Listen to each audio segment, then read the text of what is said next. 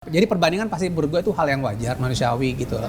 Cuman buat gue itu tidak sesuatu yang menjadi sesuatu jadi problem. Buat gue sih ya itu biasa aja, dan buat gue sih jadi kayak motivasi aja gitu ya. Someday gue harus bisa gitu. Itu yang di gue sih jadi begitu gitu. Oh someday gue harus bisa gitu. Nah, oke.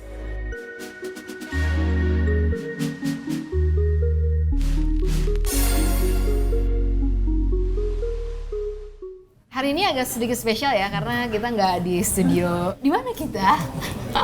Biasanya kita di studionya Pop Asia, tapi hari ini kita bakal ngobrol sama salah satu orang yang spesial, makanya kita yang mendatangi dia. Tapi sebelumnya sedikit dulu ngebahas tentang inferiority complex. Nah, mungkin ada beberapa yang pernah dengar atau juga asing, di mana satu kondisi orang itu ngerasa di bawah seseorang, entah itu dari status, ekonomi, kedudukan, dan sebagainya. Nah, kalau pemikiran-pemikiran inferiority complex ini tetap dipelihara, bisa jadi menjadi sebuah mentalitas, di mana seseorang itu terjebak di inferior and mediocre mentality, di mana orang itu ngerasa ya udahlah, mimpi nggak usah tinggi-tinggi, di sini aja kayaknya gue emang nggak bisa juga mencapai yang lebih tinggi. Atau misalnya mindset kayak dikasih dong, mana jatah gue, ditraktir dong, hadiahnya mana buat gue, jadi pengennya diberi. Betul. Terus kayak gitu. Tapi pernah nggak sih nemuin orang yang mentalnya kayak gitu ya?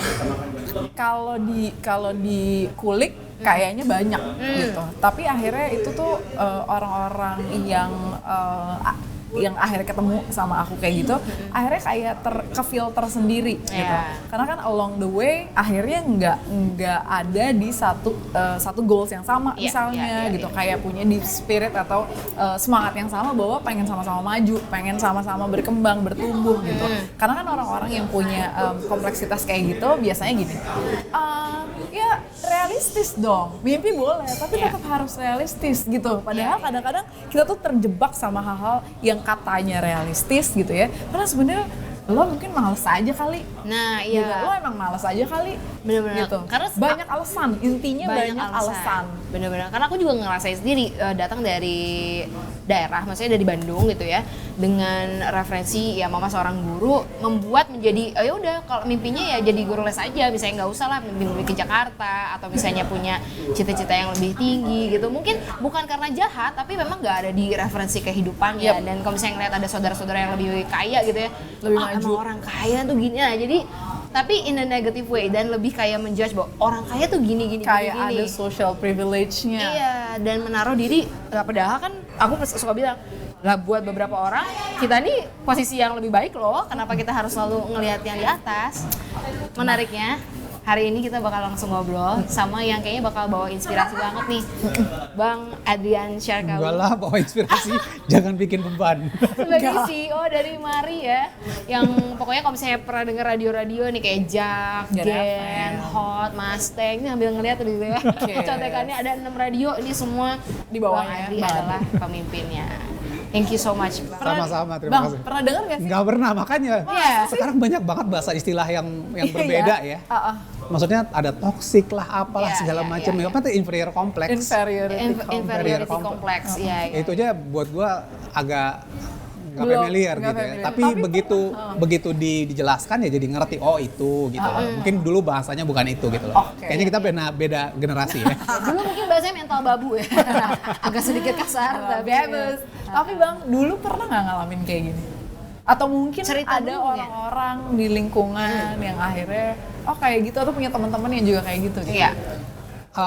Kalau gue pribadi sih mungkin jadi nggak langsung sih, tapi bukan jadi mungkin gini, karena tapi buat gue tuh hal yang wajar ya, manusiawi gitu ya. Maksudnya orang ngelihat bahwa oh dia kayaknya lebih enak ya, dia punya bapaknya jabatannya tinggi gitu ya, kemudian kok dia kalau liburan bisa kemana, bisa ini segala macam, kok gua enggak ya, kok keluarga gua nih segala macam. Jadi perbandingan pasti menurut gua itu hal yang wajar, manusiawi gitu loh. Cuman buat gua itu tidak sesuatu yang menjadi sesuatu jadi problem. Buat gue sih ya itu biasa aja, dan buat gue sih jadi kayak motivasi aja gitu ya. Someday gue harus bisa gitu. Itu yang di gua sih jadi begitu gitu. Oh someday gua harus bisa gitu. Nah oke, nah ini jadi menarik nih gitu. Kalau Bang Adri ngelihat orang ada yang membandingkan atau wajar aja orang ada yang di atas kita bisa liburan ke sana ke sini gitu. Tapi akhirnya diimplementasikan ke diri sendiri jadi motivasi. Dan akhirnya sekarang menjadi seorang CEO juga ada di top manajemen nih gitu. Alhamdulillah. Tapi banyak yang nggak tahu nih kalau Bang Adri ini berawal. Kalau istilah anak sekarang tuh, aku mah apa? Aku remah-remah aja gitu misalnya gitu. Tapi Bang Adri juga memulai dari scratch. Dari remah-remah yang tidak ngerti apa-apa. Abang ceritain dong, Bang. Karena gue sama-sama anak daerah. Ya bahkan daerahnya jauh lebih beda pulau gitu loh. Ini masih enak lah. Bandung, Jakarta sih dekat gitu ya. Ini beda pulau, Sumatera. Kemudian di Sumatera bukan Sumatera itunya lagi bukan Sumatera Barat, bukan Sumatera Utara, tapi gue di Riau-nya. Di Riau bukan di ibu kotanya, bukan di Pekanbarunya, tapi di desanya lagi gitu ya. Ada namanya satu tempat namanya Rumbai. Jadi gue dari lahir TK, SD, SMP, SMA di situ. Jadi udah terbiasa dengan lingkungan itu. Walaupun memang secara fasilitas dimanjakan karena itu adalah oil company, ya kompleks untuk oil company gitu loh. Ya tapi ya memang begitu pindah ke sini culture shock. Benar sampai gue berpikiran bahwa kayaknya gue nggak bakalan deh pacaran, apalagi punya istri anak Jakarta. Apa sih? Apa dulu kejadian apa? Apa yang it's totally different, jauh banget menurut gue gitu. Apa yang paling beda? Apa yang paling beda, Bang? Sorry, menurut gue dulu tuh matre. Ini khususnya cewek-cewek Jakarta. Iya, jadi gue ngelihatnya tuh begitu gue masuk dunia kampus, gue kuliah segala macam, gue ngelihat wah gila. Matre banget ya, sedangkan di tempat gue tidak lihat itu, kita tidak ada tuh yang namanya apa segala macam. Ada sih gap-gap yang misalnya bahwa ini bapaknya levelnya level yang mungkin manajer ke atas, dengan yang level staff itu agak kelihatan gitu ya, karena tapi memang itu di-create sama dari company-nya. Jadi kalau kita mau nonton di situ ada teater, ada bioskop, tapi tidak setiap hari sama fasilitas. Jadi kalau yang anak manajer ke atas bioskopnya yang bagus, kalau yang di bawah itu di bawah. Iya benar. Wow. Jadi memang di-create seperti itu sama company di tempat gua lahir dan gua besar di situ gitu. Jadi memang ada gap, cuman kebetulannya gua karena gua memang kebetulan suka olahraga waktu itu, jadi gua ikut bola, ikut basket, dan gua bergaul dengan semua. Jadi gua tidak lagi ngelihat gap itu. Jadi banyak anak-anak yang mungkin secara status sosial level jabatan bapaknya itu beda dengan bokap gua, tapi gua main sama mereka. Tapi banyak juga teman gua yang nggak main dengan mereka gitu loh. Nah jadi gua udah terbiasa dengan itu sehingga gua bisa berbaur dengan itu. Jadi gua balik ke Jakarta, gua sudah menganggap tidak ada tuh gap-gap itu. Tapi begitu gue sampai sini, wah gapnya beda banget ya gitu ya. Yang ya kebayang ya anak daerah, begitu belum bahasanya gitu ya. Gue lo, belum culture-nya gitu ya. Yang kemudian setiap kita segala macam tuh kalau gue nggak bawa duit kayaknya gue nggak dianggap. Kalau gue kemana-mana gue naik bus, kendaraan umum atau bajai, itu kayaknya agak beda tuh levelnya dengan yang naik taksi, dengan naik mobil. Itu aja udah menyebabkan bahwa wah ini sesuatu yang itu. Cuman buat gue balik lagi dalam hati gue harus bisa diterima mereka dengan bukan karena ekonominya gitu loh, tapi because kualitas gue. Gitu loh. Jadi itu yang menjadi motivasi gue adalah bahwa menurut gue orang akan menilai gue bukan karena harta gue, bukan ekonomi gue, tapi adalah karena quality gue. Iya. Dan akhirnya sekarang nikah sama orang Jakarta nih, Bang? Iya.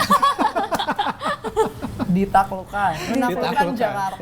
Bang Adri ceritain dong awalnya dari scratch tadi tuh gitu, dari remah-remah sampai CEO. Mungkin orang supaya dapat gambaran aja nih, emang seremah-remah apa sih gitu? Remah-remah banget kali karena itu jabatan yang sebenarnya cuma diadakan untuk nge-backup karyawan-karyawan yang memang pada saat office hour harus ada. Tapi udah radio ya? Sudah radio, start di radio gitu loh. Tapi memang jabatan itu bisa dibilang sebenarnya jabatan yang nggak ada masalah. Tapi ya itu cuma ngebantu supaya ada yang mencatat aja semua proses. Mungkin nggak signifikan gitu rasanya. Iya, cuma bagian mencatat semua apa yang terjadi. Telepon masuk, gua catat siapa yang nelpon, dia mau nyari siapa gitu ya. Supaya besok yang karyawan datang dia bisa tahu, oh kemarin ada siapa yang nelpon. Dia bisa follow up gitu. Cuman hanya mencatat itu kemudian ya sama kegiatan operasional radio kalau ada yang kejadian misalnya mati lampu, pemancar mati atau apa segala macam gue nyatat untuk gue lapor kepada itunya. Tapi itu di luar jam kerja. Bahkan gue tuh masih awal-awal gue masuknya tuh di weekend. Sabtu Minggu doang gitu loh. Jadi yang waduh kalau mau bicara itu bukan udah butiran debu kali, bukan Dari pasir kecilannya lagi. remah. Iya gitu. Jadi memang start dari situ gitu loh. Oke. Cuman memang balik lagi, dan itu termasuk adalah dari pihak keluarga ya, orang tua gue juga sampai mempertanyakan, kamu bener mau kerja di situ gitu, udah jauh-jauh dari daerah, Dari Rumbai. kuliah dari Rumbai pindah ke Jakarta, kemudian kuliah di situ segala macam, kemudian kamu kerja dengan mulai itu. Dalam hati gue waktu itu pemikirannya adalah ngisi waktu gitu ya, karena gue diajak teman gue ya gue ngisi waktu daripada gue nggak jelas ngapa-ngapain, orang daerah nggak jelas ngapa-ngapain, daripada salah pergaulan ya udah gue isi itu gitu. Tapi mulai dari situ gue berpikir bahwa kayaknya gue belajar aja deh apa yang ada di depan mata gue pelajari. Itu prinsip gue pada saat itu gitu loh. Jadi dengan gue nyatet, gue jadi ngerti, oh kenapa ini menjadi penting ya, kalau iklan itu tidak terputar, nggak keputar, apa sih konsekuensinya gitu ya. Kemudian misalnya ada mengenai trouble, listrik mati atau pemancar problem gitu ya, gue ikutan tuh ke ruang pemancar. Gue ikut, gue ngeliat aja, cuman ngeliat, nongkrong dan pelajari, oh si teknisinya mengerjain ini semua segala macam. Nah, gue cuman berpikir adalah bagaimana caranya dengan waktu gue yang itu, gue belajar banyak dari situ. Yeah. Kalaupun gue nggak berkarir di situ, tapi begitu gue keluar, gue dapat ilmunya. Yeah. Nah itu yang gue lakukan gitu loh. Sehingga akhirnya dari yang gue tidak ngerti apa-apa, akhirnya gue bisa naik ke level yang agak lebih dianggaplah sedikit, karena profesinya dibutuhkan adalah operator siaran. Nah di operator siaran juga gue juga seperti itu kan, kebayangkan di operator, kalau kita lihat Mixstar Studio itu banyak tombol-tombol, Iya. banyak banget. Operator-operator yang sebelumnya itu nggak tahu tombol itu buat apa. Gue timbulkan pemikiran gue adalah, pabriknya kan nggak bodoh ya, nggak mungkin pabrik bikin tombol-tombol itu dan Nggak ada effort luar fungsinya. biasa tapi nggak ada fungsinya. Nah, gua pengen tahu fungsinya apa. Walaupun gue dikasih tahu ini nggak usah diutak-atik, yang cukup lu utak-atik cuman yang ini, naikin slide-nya doang. Ini nggak usah utak-atik, tapi gua nggak mau. Jadi pada saat kadang-kadang udah pemancar mati, tuh gua utak-atik tuh. Oh ini kalau diginiin suaranya berubah seperti ini, kalau ini segala macam. Jadi gue belajar aja terus gitu loh. Wow. Jadi pokoknya adalah apa yang di depan mata gue cari tahu, gue pelajari sampai gue ngerti. Wow. Dan gue harus ngerti banget itu. Bahkan biarlah orang lain yang mungkin satu divisi sama gue nggak ngerti itu, tapi gue pelajari itu. Iya. Sehingga akhirnya gue lebih mengerti dari semuanya gitu loh. Nah, satu kata yang kayaknya dari tadi aku nangkep gitu ya, curiosity itu akhirnya membawa kita belajar pengen lebih tahu ya Bang ya?